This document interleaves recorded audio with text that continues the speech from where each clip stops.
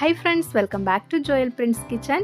இன்னைக்கு நம்ம இந்த வீடியோவில் ரொம்பவே சூப்பரான பட்டர் முறுக்கு தான் பண்ண போகிறோம். நம்ம கையில் எடுத்து இந்த மாதிரி லைட்டாக வச்சாவே உடஞ்சிரும், அந்த அளவுக்கு சாஃப்டாக இருக்கும். நம்ம பிளேட்டில் வச்சதுமே எவ்வளோ சவுண்டு கேட்டுச்சுல்ல, அந்த அளவுக்கு கிறிஸ்பியாகவும் இருக்கும். இப்போ சூப்பர் சாஃப்டான கிறிஸ்பியான இந்த பட்டர் முறுக்கை வந்து நம்ம எப்படி பண்ணுறதுன்னு பார்க்கலாம். வீடியோக்குள்ளே போகிறதுக்கு முன்னாடி யாராச்சும் புதுசாக நம்ம சேனலை பார்க்குறீங்கன்னா ப்ளீஸ் சேனலை சப்ஸ்கிரைப் பண்ணிக்கோங்க. இப்போ பட்டர் முறுக்கு பண்ணுறதுக்காக ஒரு பவுல் எடுத்துக்கலாம். இதில் வந்து 1 கப் அளவுக்கு நம்ம அரிசி மாவு சேர்த்துக்கலாம். இது வந்து கடையில் வாங்கின அரிசி மாவு தான். இதோட இப்போ நம்ம அரிசி மாவு எடுத்த அதே கப்பாலேயே 1/2 கப் அளவுக்கு கடலை மாவு சேர்த்துக்கலாம். இப்போ இதோட ஒரு 1/2 டேபிள் ஸ்பூன் அளவுக்கு எள்ளு சேர்த்துக்கலாம். எள்ளு பிடிக்காதவங்க ஜீரகம் சேர்த்துக்கலாம்.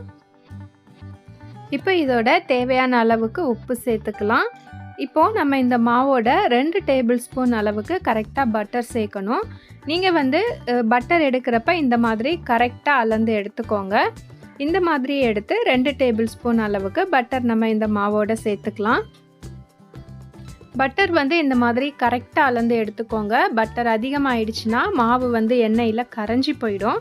இப்போ நான் 2 டேபிள் ஸ்பூன் அளவுக்கு சேர்த்துட்டேன். இதை வந்து இப்போ நம்ம தண்ணி எதுவுமே சேர்க்காம இந்த பட்டரோட மாவை வந்து நல்லா பிசைஞ்சு எடுத்துக்கணும். இப்போ வந்து நான் நல்லா இந்த அளவுக்கு உதிரியாக பிசைஞ்சு எடுத்துட்டேன். இப்போ இதோட நம்ம தேவையான அளவுக்கு தண்ணி சேர்த்து மாவை பிசைஞ்சு எடுத்துக்கலாம். தண்ணி வந்து ஒரேடியாக சேர்த்துடாமல் கொஞ்சம் கொஞ்சமாக நம்ம சேர்த்து பிசைஞ்சிக்கலாம்.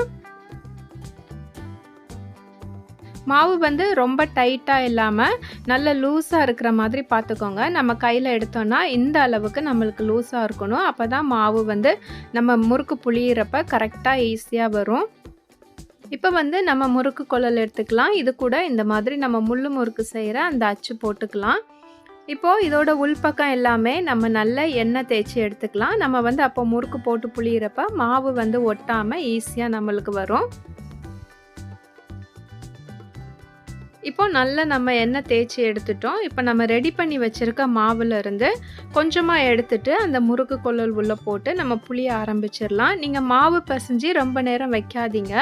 அப்படி வச்சிங்கன்னா நம்ம முறுக்கோட கலர் வந்து ரொம்ப ப்ரௌனாக மாறிடும்.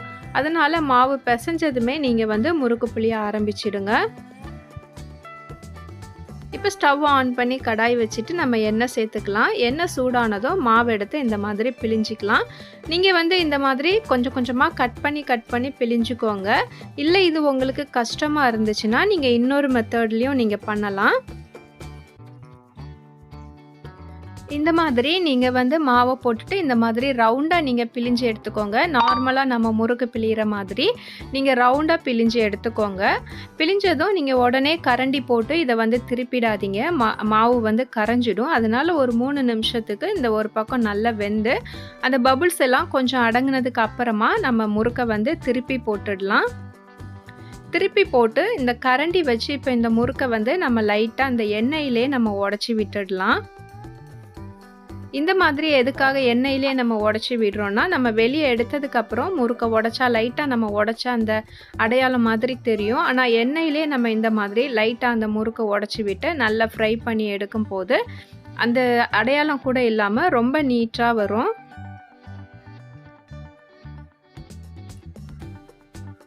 இப்போ பார்த்தீங்கன்னா முறுக்கு எல்லாமே நல்ல தனித்தனியாக இருக்குது பாருங்கள். இந்த மாதிரியும் நீங்கள் செஞ்சு எடுத்துக்கலாம். உங்களுக்கு ஃபஸ்ட்டு மெத்தட் ஈஸியாக இருந்தால் நீங்கள் அப்படி பண்ணுங்கள். இல்லை இந்த மெத்தட் ஈஸியாக இருந்துச்சுன்னா நீங்கள் இந்த மெத்தடில் பண்ணிக்கோங்க.